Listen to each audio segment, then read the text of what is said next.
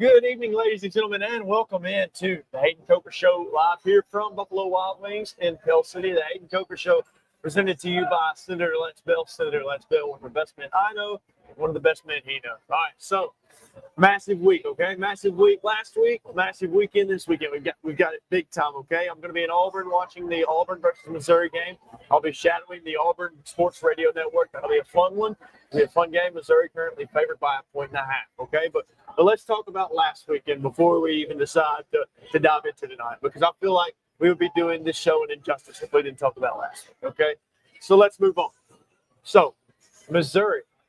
And they almost beat Alabama. Now, they lose to Alabama, the Crimson Tide. They go into Como. They do their job. They get out of there with the win, 27-24. That game could have gone a lot of different ways. I thought that Missouri was a play or two away from winning that game, as the Dodgers, I do believe, have just taken the lead in the NLCS, as they did 2-1. So that's fun. Regardless, so Alabama, I feel like, was a play or two away from letting that game slip away. And I know that that's all hearsay and whatnot. And that's kind of, you don't really say that, but it's kind of true. All right. I thought that Alabama did a really nice job. I think that Missouri was better than advertised. Missouri seemed a little stagnant in the first half. After that first drive, they drove down the field. They scored a touchdown. And they got a little stagnant. Okay, the halfback stretch wasn't necessarily working as much as they probably thought it would. Ahmad Hardy didn't necessarily have a great game. It was 46, 45, 44 yards on the ground, somewhere around along those lines. And just didn't have a great game. Alabama stood up defensively pretty well late in the game. I enjoyed that. I like what they were able to do late in that game. And they eventually went on to win the game. And I thought they did a really nice job. All right, offensively, they did a really nice job as well.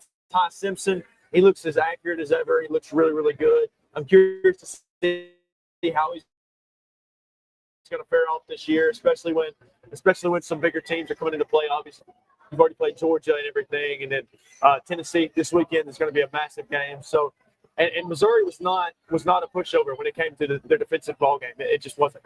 Missouri's a really good defensive team too. They're really good against the run. And Alabama, they went in there, they did their thing. Jam Miller had a few good runs as well. So I'm curious to see how Alabama fares off this weekend against Tennessee. It's in Bryant-Denny Stadium, Nick Saban Field. I'm really excited for it, man. I think that Ty Simpson, he's going to go out there and he's going to be able to show this Tennessee team that he is legit. He is the real deal. Tennessee, not necessarily all that great defensively like they were last year. Now, Tennessee, it's so it's weird, okay? Tennessee, good offensively. Normally, they've been good defensively, too. This is one of those years they aren't necessarily all that great defensively, okay? They played a feisty Arkansas team this past weekend as Bobby Petrino rode into Knoxville on his motorcycle and almost knocked off the Volunteers, but it didn't happen. It didn't happen at all. Volunteers, they went in, they won that game. They took care of business 34-31, but it was a really, really close game, okay? Mike Washington, one of the best running backs in the SEC for Arkansas. Taylor Green, I think he's one of the better quarterbacks in the SEC. So I don't know. I hate it for Arkansas because I feel like offensively they're in a great position to do something special. The problem is they suck defensively. They are absolutely putrid defensively. If you watch Arkansas, you look at their defense and what they put out week in and week out, I'm so sorry if you watch them every single week, because it is more than likely that you want to gouge your eyeballs out. I hate it because I think they could be good, but it is what it is. You know what? Maybe they move on. Maybe they find out. Maybe they find out a little bit later on in the season that they turn out to be a little bit better.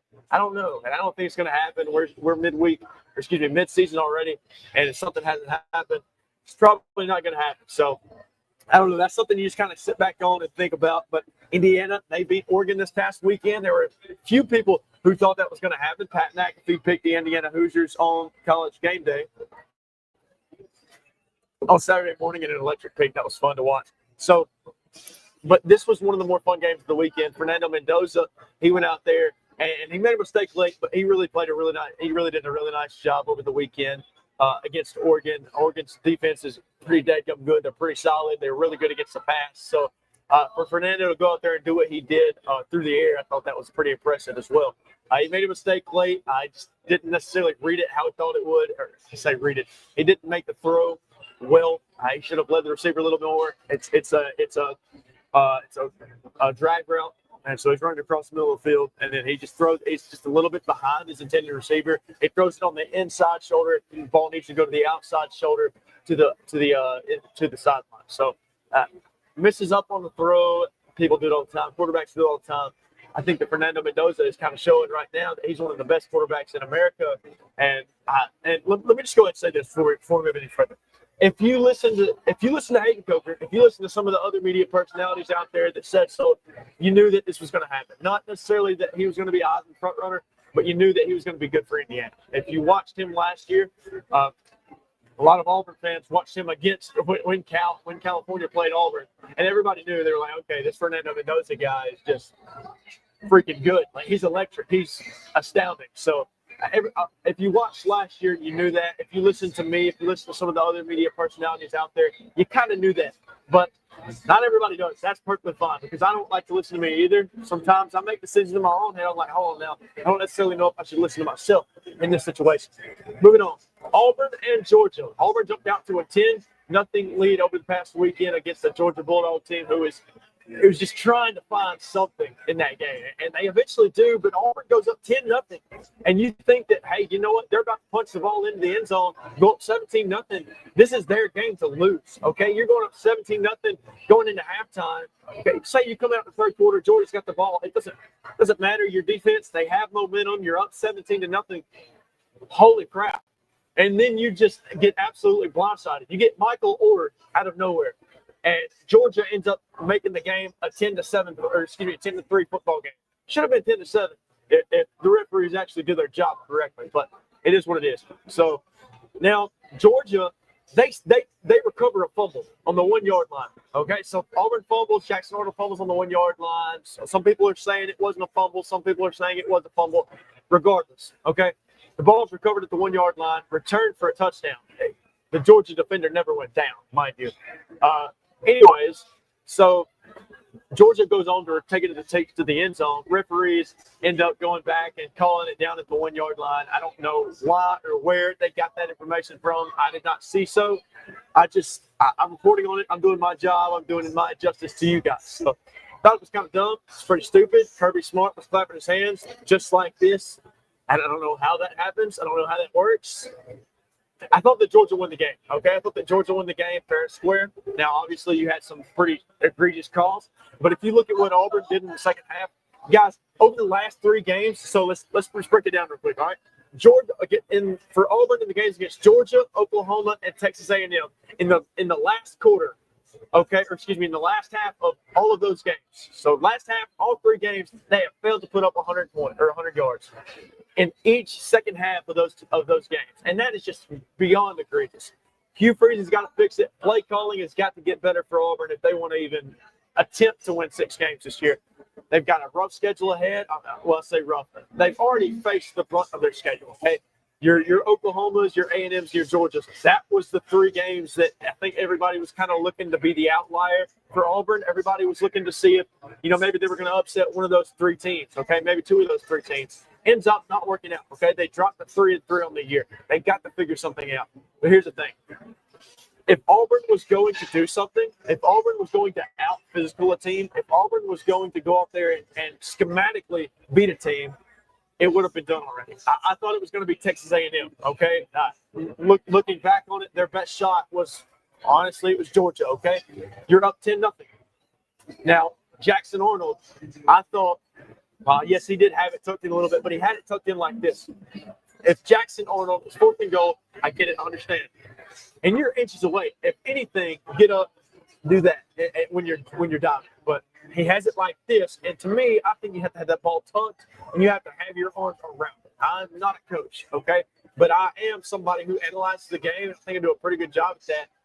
He's got to have that ball like that, man. It just doesn't get poked out if he does have that ball tucked away, so I just don't understand why you don't. It is what it is. You move on. We all understand that football is a fast-paced game at times, and sometimes calls are made that go the opposite way, and maybe they should have gone a different way. It just is what it is, okay?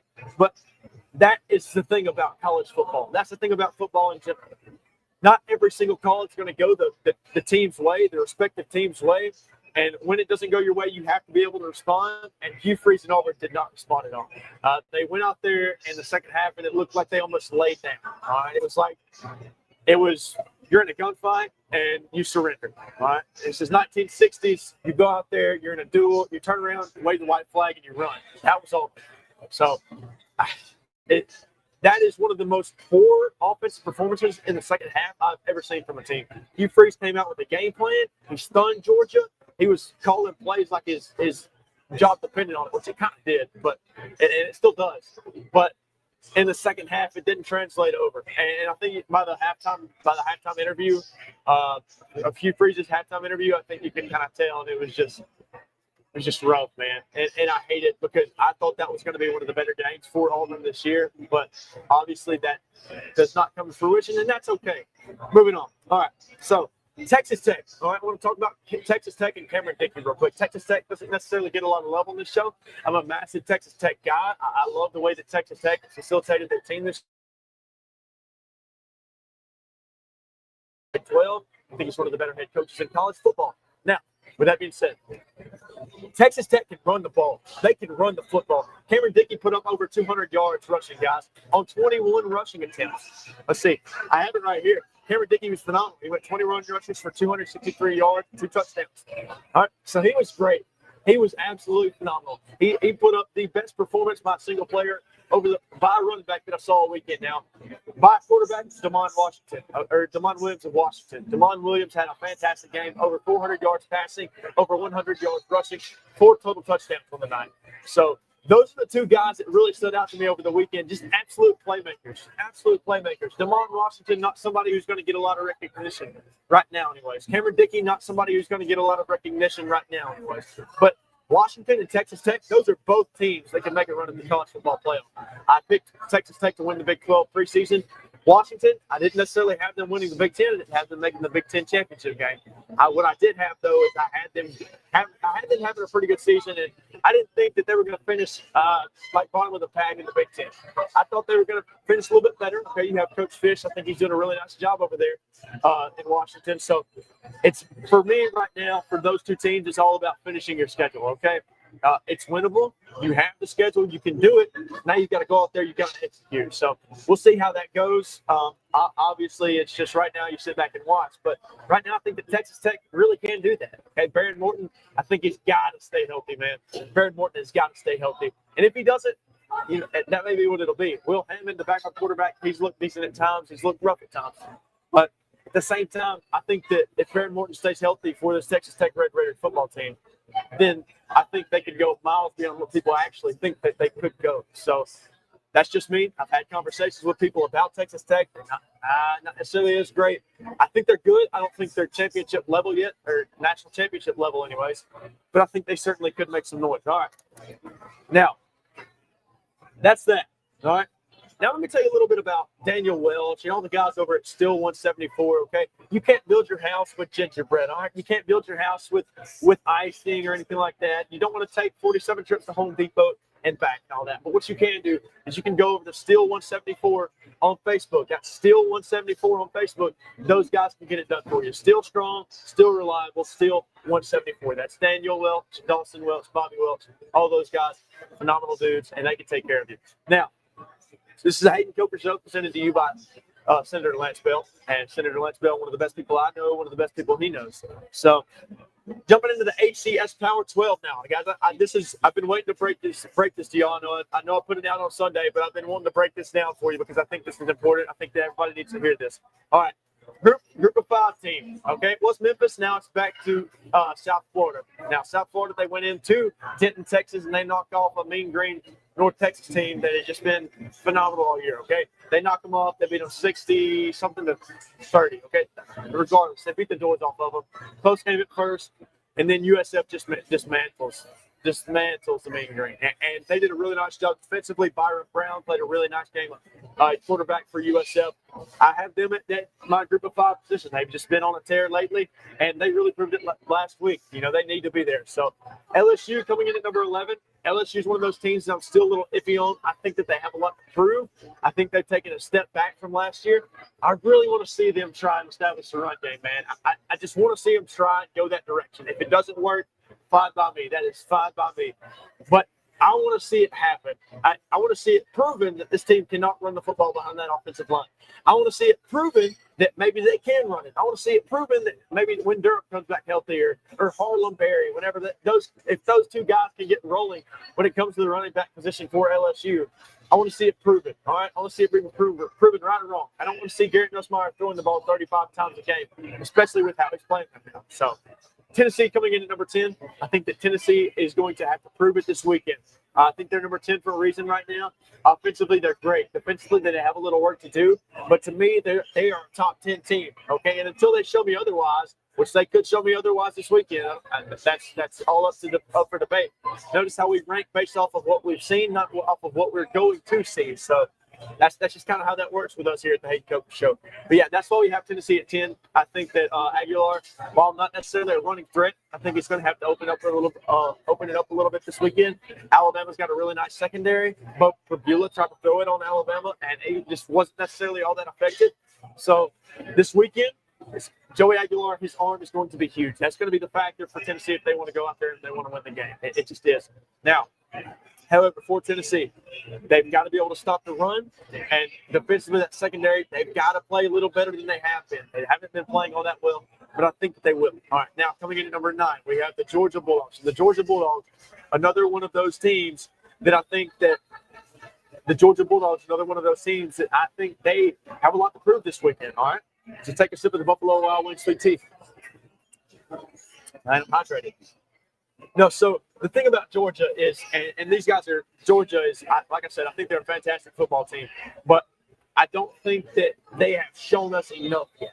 And this weekend, it has to be the outlier, man. It has to be the outlier. Because if not, if Ole Miss beats you, you have no room for error at all. You have to win out. Right now, I think if you win out, you make the playoffs. There's just no debate for that. But if you lose against Ole Miss, you have to win out. There is absolutely no debate. As Garrett Smith times in, he's going to say, hard week in the SEC. I'm a Bama fan and want Tennessee, want success for all SEC teams except for Tennessee. I can cheer for Auburn, but I hate Tennessee. Now, as somebody who knows the rivalry all too well, I understand that, Jared, and I think that Tennessee this weekend, they've got a hard one. We'll make a prediction for it later. But Georgia, they've got a lot to prove this weekend. Up until now, their offense, they've struggled a little bit at times. The first half against Auburn, man, just putrid, okay? I think they ended up with, 50 offensive yards in the first half, if that, not counting penalties against Auburn. So it's rough, but, I think they end up figuring it out. Now, coming in at number 8, we have the Texas Tech Red Raiders. Texas Tech, one of those teams that I've talked about a little bit earlier. I think that Texas Tech, they legit have a shot. Guys, I need y'all to listen to me on this one. Texas Tech legit has a shot to go out there, win the Big 12, and make a run in the playoffs. I don't think they win the national championship per se, but that's just what I'm thinking. Now, why are they ranked number 8 this year? Guys' resume, man. I think they've done a really nice job this year up against who they played. You take a look at Utah earlier in the year. Okay, Devon Dampier was not necessarily one of the guys that we thought he was going to be in that game, the quarterback for Utah. He didn't stand out. He didn't pop out. He wasn't one of those guys that put up eye-popping stats. He just wasn't all that great. Texas Tech's defense, I think, deserves a lot of credit for that, man. They've done a really nice job all the freaking year, okay? They're really good. I think they're extremely physical, and I'm excited to see what they are able to do. But like I said, what have they done to earn that 8th spot? Utah, massive win over them, okay? Close game first half, they end up blowing them out, all right?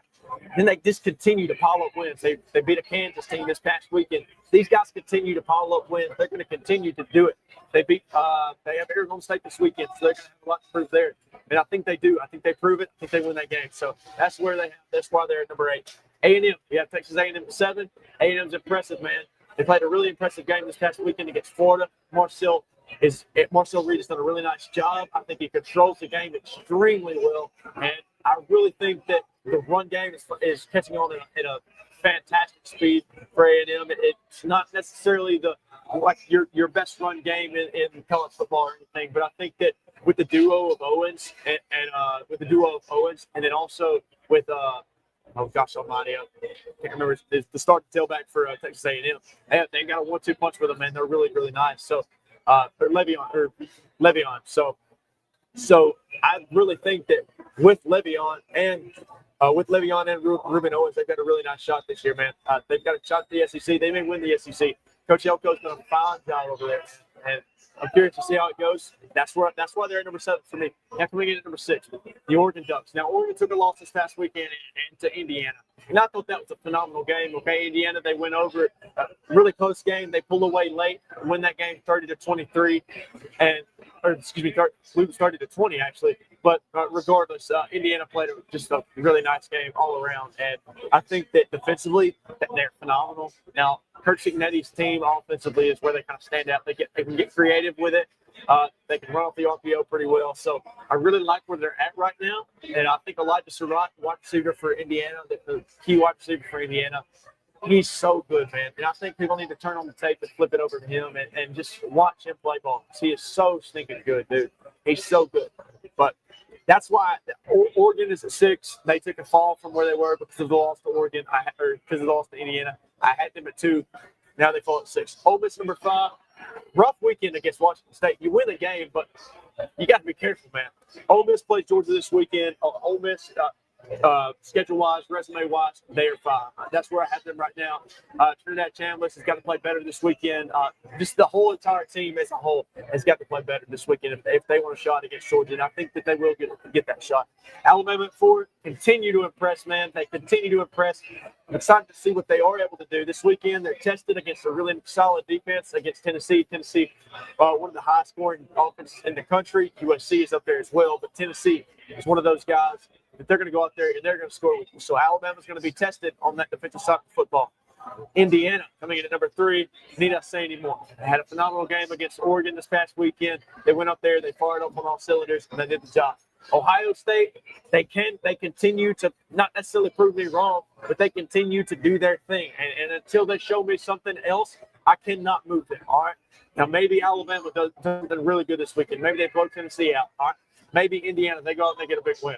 Maybe Ohio State loses. They're not going to. But you get what I'm saying. This is all hypotheticals and stuff. I'm not necessarily talking about game per game, but you get what I'm saying. So Ohio State, until they prove me otherwise, that's where they're going to be at.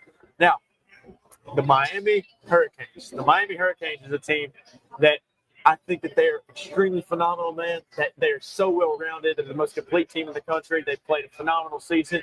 And you flip the game on, you flip a Miami game on, you're going to see some really good offense. You're going to see some pretty good defense. So that's why Miami is where they are right now at number 1. I think they're super, super, super impressive. But it goes without saying that they are the best team in the country right now. I think that Carson Beck is playing like the best quarterback in the country, and those guys have a shot to win it all. Carson Beck has a shot at the trophy. Ruben Bain on the other side of the football, defensive end for Miami. He's got a shot at the Heisman Trophy. This is just a really well-rounded team, and I'm extremely excited to see where exactly they fall in over the next few weeks. C.J. Daniels at wide receiver. Tony as well, man. They're just so explosive, and I'm really excited. I'm really curious anyways to see, obviously not that tough a schedule the rest of the year, okay? But take a look at Indiana's schedule. Take a look at Ohio State's schedule, okay? It's all the same, okay? Just flip-flop the front and the back half of their schedules, and it's the same. So I'm not going to penalize them for that. Jared Smith chimes in and says that Indiana has a cupcake schedule and can't argue with any picks. Exactly, man. And Indiana has a cupcake the rest of the way, and I understand that. The only thing about it is the way they're playing right now, man. They're playing phenomenal ball. All right, their one key test so far has been phenomenal. They went out there into Eugene, Oregon, by the way, in Austin Stadium. They win that game. I can't take anything away from them. That's why they have them at number 3. Now, moving on. We talked about the tHCS Power 12, the world-renowned tHCS Power 12. We all know it. You all love it, and I appreciate you guys for tuning into that each week. This is the Hayden Coker Show presented to you by Senator Lance Bell. Senator Lance Bell. The best man I know, the best man he knows, and that's just all there is to it. Now, unfortunately, we were supposed to have Kevin Moore dressed up in a Speedo and play the saxophone for us tonight, and that song was going to be Baby Got Back. We were supposed to play the saxophone tonight in a Speedo with Baby Got Back, but he failed to show up. He failed to show up, and I don't know why he failed to show up, but he did. So if anybody out there can get a hold of Kevin Moore, I don't know if he's taking a nap or what he's doing, but tell him that he needs to get his butt up, and he needs to get over to Buffalo Wild Wings, and he needs to get in his Speedo. All right, that's just all there is to it. No, basically, what I'm worried about, guys, this weekend, so some of these games, they're popping off the page, okay? Some of these games are popping off the page as we get a final look there at the tHCS Power 12. some of these games here are really, really, really popping off the page. Tennessee, Bama, we've talked about it. Defensively, I think Tennessee's going to struggle, and that's why I think that's where I think the game is going to change a little bit and roll in Alabama's favor. All right, so we're going to dive into some of those games here. Give us a second. We'll get into prediction and everything. Hey, let's take a sip of the hydration. All right. Hydration station. Here we go. As I look up, we have East Carolina and Tulsa currently playing right now on ESPN. East Carolina up 10-7 on the Golden Hurricane. So, all right, let's start over. Let's lock in. Let's lock into some of these picks, okay? We've got some phenomenal games this weekend. As Jared Smith chiming in on the live chat, we appreciate you, brother. I appreciate you for chiming in. Everybody out there, thank you for listening. So, now it's time to lock in. All right, UW. The Washington Huskies. All right, so Washington is one of those teams, not necessarily a mystery, but this is the team that I feel like not many people are paying attention to. And I obviously understand why they haven't played anybody yet, or aside from Ohio State. They played them close in the first half. Ohio State ended up pulling away in that game. I understand where the questions are around that team. But let's take a second. Let's take a step back. If there's questions around this Washington team, why are there not questions around the Michigan team? And that's what everybody kind of has to kind of configure themselves. I don't think that these teams are too much different when it comes to how good they are on the field. I don't think much separates the two. But and what I'm saying here, look at Washington, look at both of them, look at the resume, look at the schedule. Michigan, obviously, we know that a more run-heavy team. I understand that they're going to move the ball real slowly. They're not going to put up that many points or anything. But they're going to go out there and they're going to beat the hell out of you with their defense. All right. Now let's swap it on the other side of the ball. Let's go to Washington. Excuse me. So Washington, one of those teams, they can put up points. All right, they had a slow start against Rutgers. They can put up some points, guys. And I need everybody to actually take a look at this Washington team. And guys, I think you'll be really, really amazed, man. Denzel Boston, one of the key wide receivers for that Washington team, he's just phenomenal. He popped off the page. Jonah Coleman, running back for that team. This is a really good Washington team. You have got to pay attention to it, man. This weekend against Michigan, Michigan's currently a 5.5-point favorite. It's going to be in the Big House. That's going to be where Washington struggles a little bit. But I think the Huskies go into the Big House and think they get that W against Michigan and the Wolverines. Now, Nathan Fuller, I'm sorry. I do apologize for that. But I do think that with the way this Washington team has played this year, played Ohio State close. Now, I get it. I get the score looked a little bit different than that. They played Ohio State close in the first half, that really for 3 quarters. Changed up a little bit. That Washington team, they're good. They're better than people are playing them out to be in their head. Moving on. Ole Miss and Georgia. All right, so this is a game that most people are looking forward to this weekend. I cannot wait to watch this game. I think it's going to be one of the better games of the weekend. But let's go ahead. Let's take a look into it. Let's dive into it, okay? Trinidad Chambliss, okay? I think he's one of the best running backs in the SEC. Gunnar Stockton, on the other hand, I think he's better. I think he's sort of middle of the pack type of deal. I don't think he's up there with the best among the best. I think he's around the 6th or 7th best quarterback in the SEC right now. But here's the thing. With the way that Gunnar Stockton can facilitate that offense, that he can give that Georgia team a chance to win. Okay, he's not going to be one of those guys. He's not one of those guys who goes out there and turns the ball over consecutive times. He just doesn't do that. What he does do is he gives you a chance to win. I think he's smart with the football. He's smart on his feet. He knows when to not do too much. So I respect Gunnar Stockton. I think he has a brilliant game ahead of him. I think that obviously the experience shows at times, but I think that overall he's a pretty damn good quarterback. Now you flip it to the other side, Trinidad Chambliss. You see a little bit of that Division II play coming out, okay, against Washington State, and Lane Kiffin told him that. He said it in the halftime interview for against Washington State with Holly Rowe, I believe it was. He kind of said it. He was like, man, he told Trinidad Chambliss he has to keep that D2 play, and he's got to step up and play SEC ball. And that's kind of the things that has to happen for a guy that's coming up and is stepping up like that. He's done a really nice job of it so far this year. Slipped up against Washington State. That's fine. I understand what happened. And a lot of good teams go through that kind of stuff. They go through sleepwalking. Maybe they're anticipating a game for next week. As I'm currently witnessing, I guess it's a photo shoot over here. I don't know what's going on over there. But anyways, I think that it can go many different ways for this Ole Miss team. If the right team shows up, Ole Miss wins the football game. I have no doubt about it. But Trinidad Chambliss has to play his A game. That offensive line for Ole Miss, it's a little shaky at times. It's a little shaky. It's not the best in the world. But I think defensively, they got a really good shot, too. I think that offensively, Trinidad Chambliss, he gives you that chance. Kawan Lacey, he gives you that chance to win the football game. They got a bunch of really good, really strong guys, too. Some athletic guys at the wide receiver position. Dejon Stribling as well at the wide receiver position. Man, he's really good. You have Deuce Alexander, another guy that's really impressive. Watkins as well. I think they're super impressive, and they're super well-rounded. Lane Kiffin, this is one of those games for Lane Kiffin that is going to be, hey, you know what? I'm here. We did it type of deal. And I think they do it. I think the Land Sharks of Ole Miss, think the Rebels, they go over there, they go into Athens. I think they win that game between the hedges. But I think it's because they strike that Georgia defense in a way they haven't been struck this year. Now, Ole Miss's offense, they can move really quickly. We've seen them run the hurry up, that high speed, that NASCAR offense. They're good, man. They're really, really good. And I expect them to win this game. I think they win it. I think they cover. Oh, well, obviously, I think they cover, but I think they win the football game. So give me the Ole Miss Rebels. Give me Trinidad. All right. USC and Notre Dame. Another good game over the weekend. Now, USC and Notre Dame both have some of the highest scoring offenses we've seen all year. Both are in top 10 in scoring offenses. They're extremely good. They're extremely talented. Two really talented quarterbacks, okay? USC, you've got Jake Mile. All right, now you look on the other end, you've got C.J. Carr for Notre Dame, 6'7".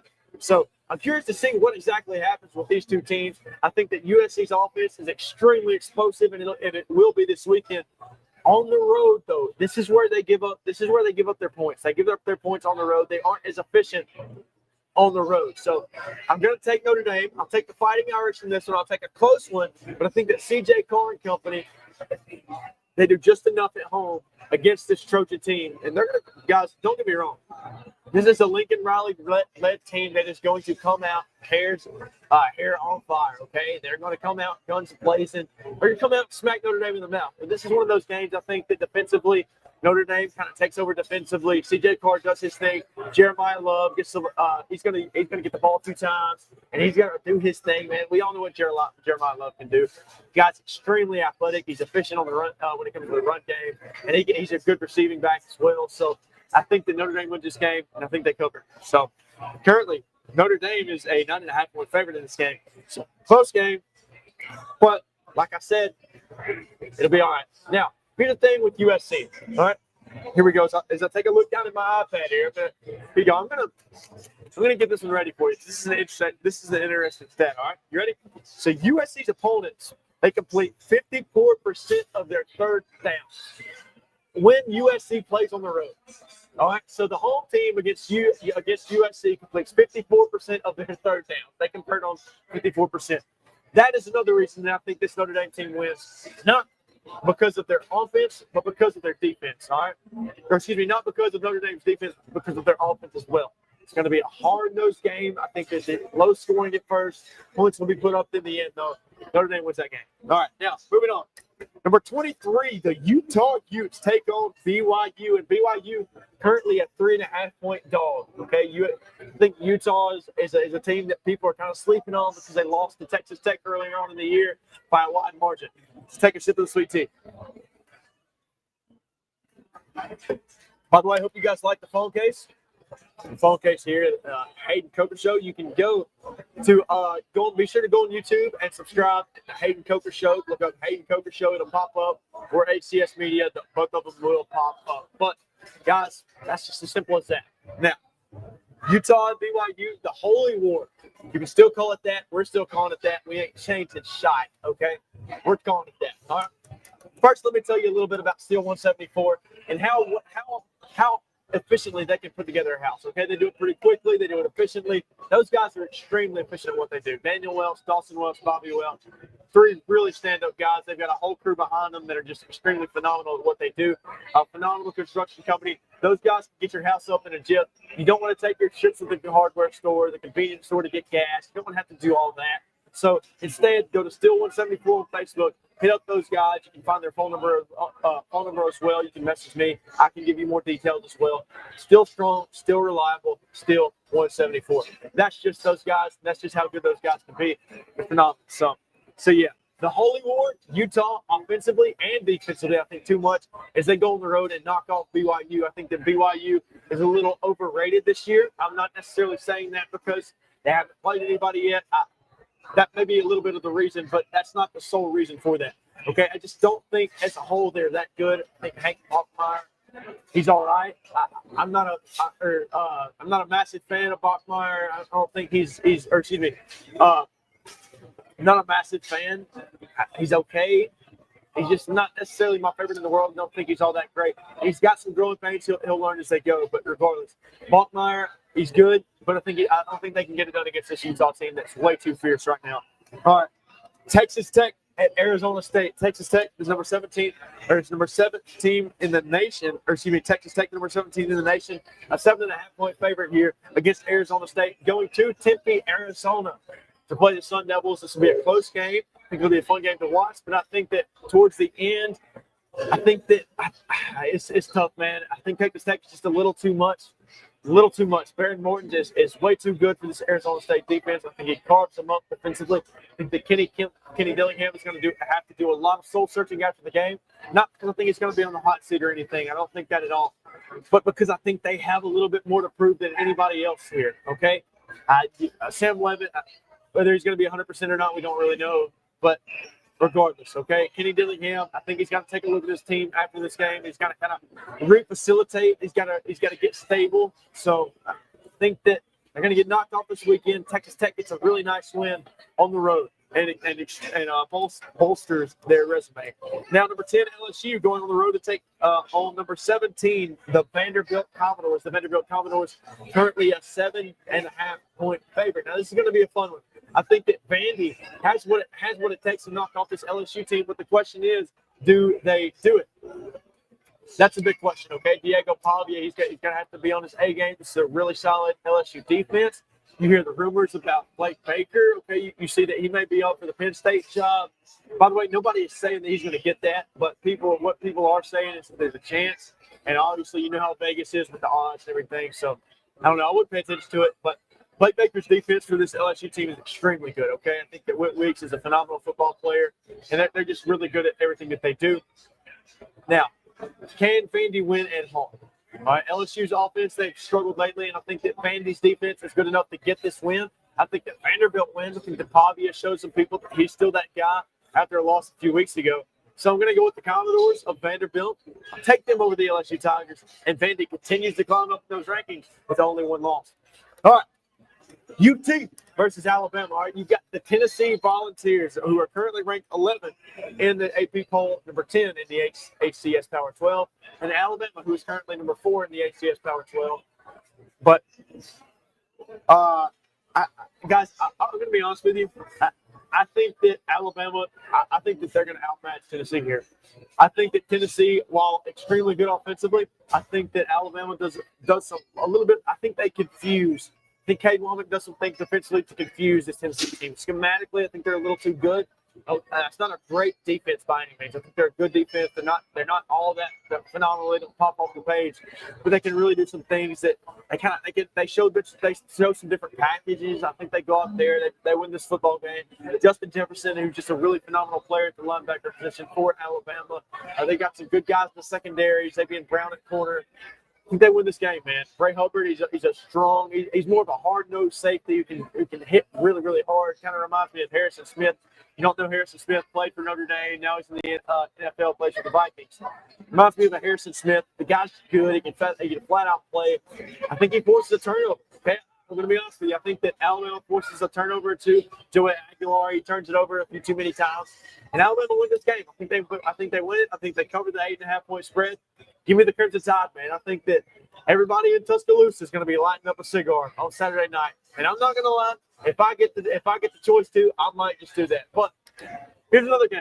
All right, I will be at this game. I will be shadowing the Auburn Radio Sports Network. Jared Smith says Bama by 4.5. Love it, Jared. I absolutely love it.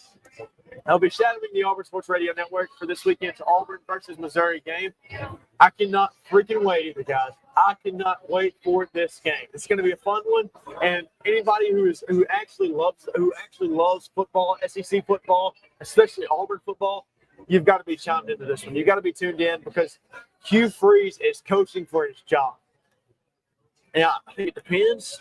I'm not saying I agree that he should be fired if they lose this game, but I think that if Auburn loses this football game, then Hugh Freeze is gone.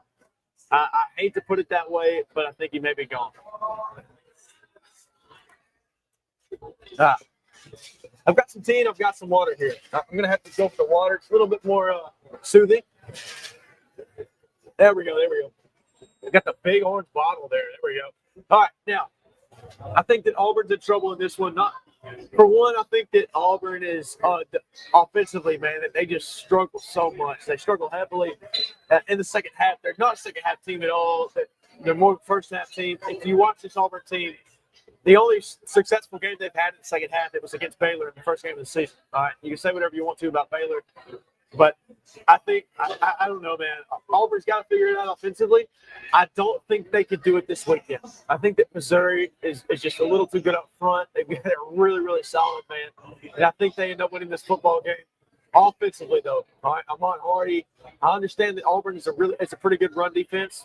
I think that when it comes to this game, I think that Ahmad Hardy and that offensive line from Missouri, they're just a little too good, man. They're just going to be a little too good. So give me the Missouri Tigers. I will go the Yellow Tigers up against the Orange Tigers. I'll take Missouri.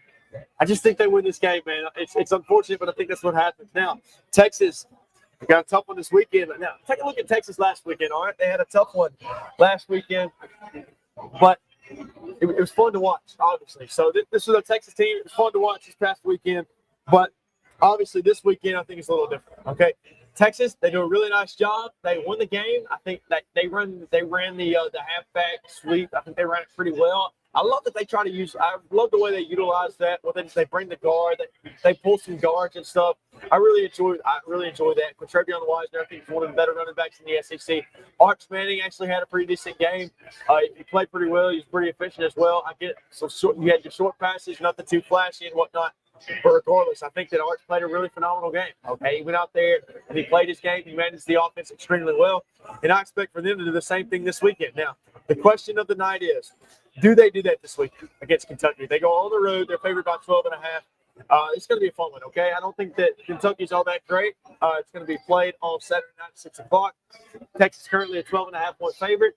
I think that Arch Manning and company get it done, okay? And now Kentucky, not all that great of a football team. I understand that. I get it. We'll leave that there. With the way that Kentucky has been this year, with the way that Texas has been this year, you kind of don't know what to expect. You're going into Lexington. It's an away game for Arch Manning. Introduced in a rough way on the road. First game of the season against is his first season starting. Okay, he started a few games last year, but due to injury to Quinn Ewers, this year his first year starting against Ohio State. Kind of stuck it up. Didn't do too great.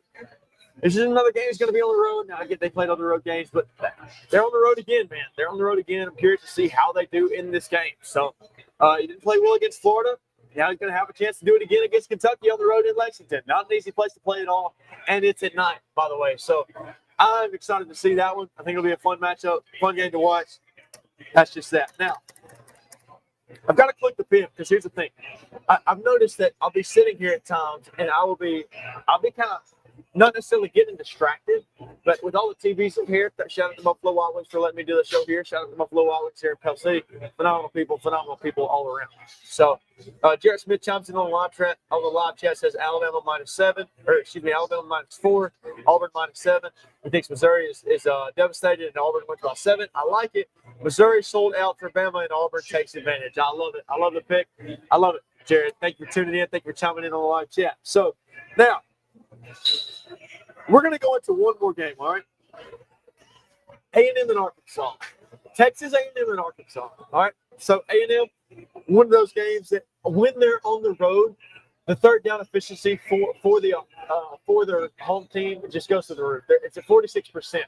And I think that Texas A&M has got to improve that. Arkansas is not a team you want to play around with. This is a kind of a rivalry we've seen over the last few years do numbers. All right? And I really enjoy this rivalry. A&M's won it a few times. You've had Arkansas win it a few times. They played the Cotton Bowl. I personally loved it when it was played in Arkansas or when it was played in the Cotton Bowl. This time it's played in Fayetteville. It's fun, but I'd much rather be played than the cotton ball. I thoroughly enjoy that. But anyways, yeah, that's that. A&M, their opponents, they convert on third downs 46% of the time. Arkansas takes advantage of that this weekend. But I do think that, however, A&M a little too strong defensively in the end. I think Taylor Green turns the ball over a time or two, and A&M takes advantage of it. A&M goes on to win that football game. That just like that. Just it's easier said than done, I know, but I think that Texas A&M wins that game. Guys, it has been a solid, 45 minutes now, 7:44, here we are. I appreciate it, guys. I highly appreciate it. This is the Hayden Coker Show presented to you by Senator Lance Bell, the best man I know, the best man he knows. And we're out, guys. I appreciate it. I've kind of broke down exactly what I needed to do. Good luck to the Asheville Bulldogs as they travel over to Hoax Bluff, Alabama this weekend to take on the Hoax Bluff Eagles. I think it's going to be a fun one, man. I'm excited for that game. Let me tell you something. The Asheville Bulldogs, if Asheville wins this game, they clinch a spot to go to the playoff. Dalton Rice Thompson, Drake Colley, J.B. Potter, so countless guys on the offensive line that I'm not going to be able to mention all their names. I'll forget, okay? You got Jeremiah Satson, who can block his tail off. Jamon Williams, Nate Huckbay. They've got a bunch of guys that facilitate that offense really well, defensively as well. Coach Mark Sanders, the head coach for Asheville, he does a really nice job. He's done a great job with them this year. I'm shocked, okay, at what they've been able to do this year. The talent's always been there. Mark Sanders, they have the right coach this year. Now I'm going high school analyst here. Asheville, give me the Dogs tomorrow, all right? Give me my alumni, the Asheville Bulldogs, to make the playoffs for the first time in over 20 years. I'm excited for it, man. I really think that they're going to do a really nice job. All right, it's going to be a fun game. Asheville, go out there, go kick some butt against Hoax Bluff. And I hope you all have a fantastic night, all right? Got a fantastic night. St. County Saints playing as well. I have to acknowledge them. I'll be covering Haralson County up against Pepperell tomorrow in Rome, Georgia. That'll be a fun one. Pepperell High School against Haralson County. I covered for Haralson County. I'm a color commentator. I'll be traveling to Rome, Georgia tomorrow to call that game. That'll be a fun one. We've got a weekend full of football, guys. All right. So thank you to Steel 174. Thank you to Buffalo Wild Wings here in Pell City. And massive thank you to our sponsor, Senator Lance Bell, who makes this show all possible. We highly appreciate all of our sponsors and everybody out there who watches, because you guys, fortunately, make this possible. And I highly appreciate that. And I thank the hell out of you for it. Now, I'm going to get out of here. I'm going to go get some shut-eye. It's been a long week. But I hope you guys have a phenomenal weekend of college football. Be sure to watch it. We'll come back next week. We'll break it down. The tHCS Power 12 will be out a little bit later this weekend. So just go ahead and beware for that. Look at Monday for the tHCS Power 12 to be out. We've got a long Sunday as well. So watch out, guys. We'll be right back over the next week. I'll see you guys later and have a good one.